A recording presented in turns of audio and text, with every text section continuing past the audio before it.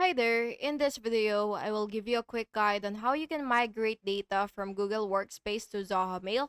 So please listen carefully to each step that I will be explaining because I will describe everything clearly so you can follow along even if your screen looks a little different and even just by listening.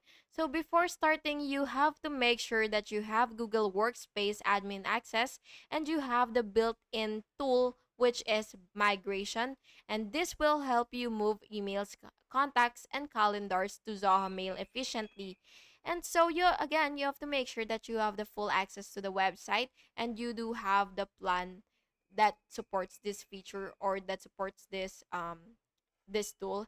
And once you see migration here from your admin console, what you will have to do is click migration and then you will add migration. Next, you will choose Google Workspace as the source. And then after that, what you will have to do is basically just enter your Google Workspace credentials and select the data to migrate.